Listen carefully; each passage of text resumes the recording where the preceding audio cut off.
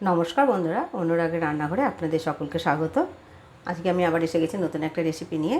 সেটা আজকে আপনাদের বানিয়ে দেখাবো আম দিয়ে দই। তার জন্য আমি এই দুটো আম, এইরকমই দুটো আম নিয়ে এই দেখুন এরকম করে ঘষে আমি শাঁসটা বা আমের কলটা বের করে নিয়েছি। বন্ধুরা তাহলে চলুন আমি কি করে দই বানাবো সেটা দেখবেন। তার আগে আমি এই আমের এই কলটা বা শাঁসটাকে জাল দিয়ে নেব। বন্ধুরা এই দেখুন আমি এই বাটির এক বাটি আমের শাঁস বা কল নিয়েছি, এইটাকে আমি জাল দিয়ে নেব আগে।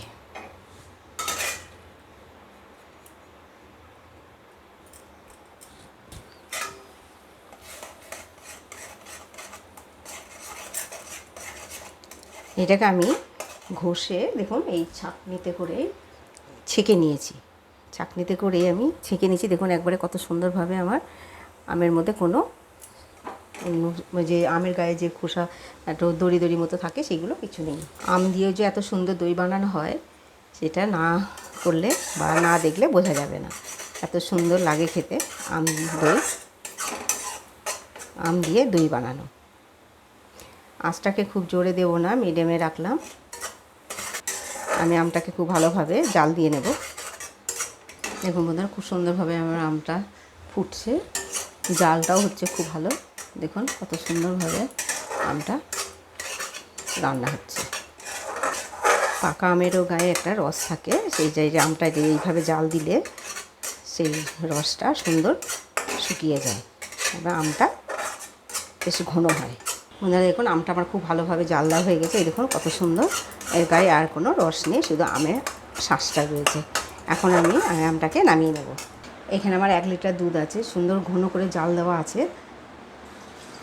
তারপরে আমি আরও একটু জাল দিয়ে নেব।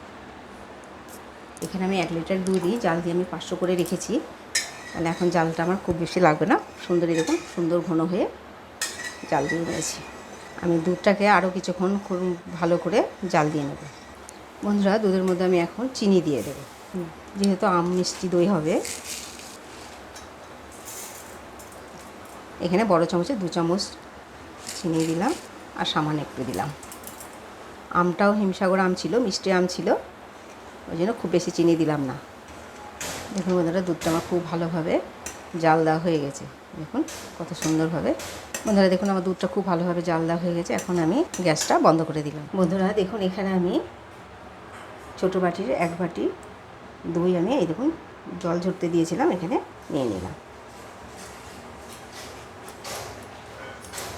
বন্ধুরা দইটাকে আমি এখন খুব সুন্দরভাবে ফেটে নেব।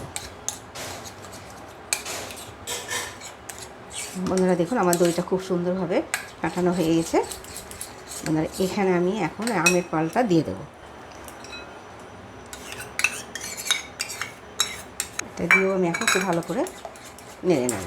দেখুন বন্ধুরা আমার খুব ভালোভাবে দইয়ের সঙ্গে আমের পালটা বা শাঁসটা সুন্দর মেশানো হয়ে গেছে। এখন আমি দুধটাকে অল্প অল্প করে দিয়ে নেড়ে নেব। দেখুন দুধটাকে আমি এবার অল্প অল্প দিয়ে নেড়ে নেব।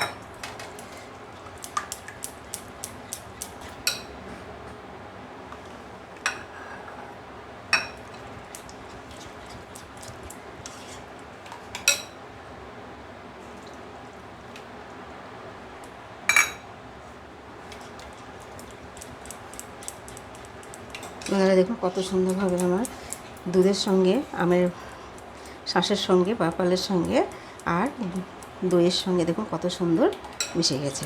এখন আমি এটাকে এবার আপনারা নতুন মাটির ভাঁড়ও আনতে পারেন। আমার কাছে নতুন ভাঁড় নেই, তার জন্য আমি কাপে করে বা বাটিতে করে বসিয়ে দেব, বা এটার মধ্যেও বসানো থাকবে, অসুবিধা নেই। আমি এটাতেই বসাবো। এটাতে আমার ঢাকনাটা খুব ভালো আছে, আটটা থাকবে। ভাবছিলাম বাটিতে দেবো না, বাটিতে দেবো না, এটার মধ্যেই থাক।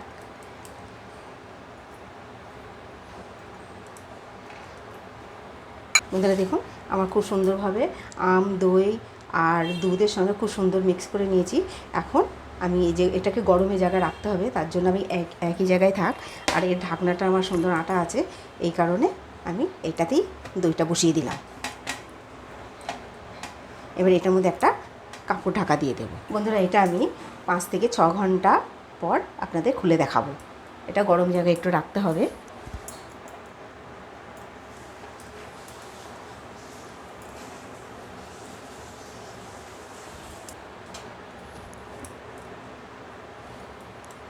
এই যে মুখটা খুব সুন্দরভাবে আটা আছে, এই জন্য এর হাওয়াটা বেরোবে না। বন্ধুরা আমি আবার 6 ঘন্টা থেকে 6.5 ঘন্টার মধ্যে আবার ফিরে আসবো। আমি আবার এসে গেছি 5-6 ঘন্টার পরে। দেখুন দইটা কত সুন্দর হয়েছে। হয়তো এর থেকে আরও বেশি সময় রাখলে আরও বেশি সময়ে সুন্দর জমে যেত। আপনাদের দেখাচ্ছি, দেখুন কত সুন্দরভাবে, এই দেখুন কত সুন্দরভাবে আমার পাকা আমের দই হয়ে গেছে। দেখুন কত সুন্দরভাবে হয়েছে আর কত সুন্দর লাগছে দেখতে। বন্ধুরা আমি যেভাবে করলাম ওইভাবে আপনারা বানিয়ে খেয়ে দেখবেন, দই এত সুন্দর বসবে। ওটাকে আরও 2 ঘন্টা আপনারা পরে নেবেন, দেখবেন কত সুন্দরভাবে বসে জমে যাবে, একদম হাতে করে নিয়ে খাওয়া হবে। এটাও হাতে করে নিয়ে খাওয়া হবে। বন্ধুরা ভিডিওটি ভালো লাগলে লাইক করবেন, শেয়ার করবেন। আবার আসবো নতুন একটা রেসিপি নিয়ে।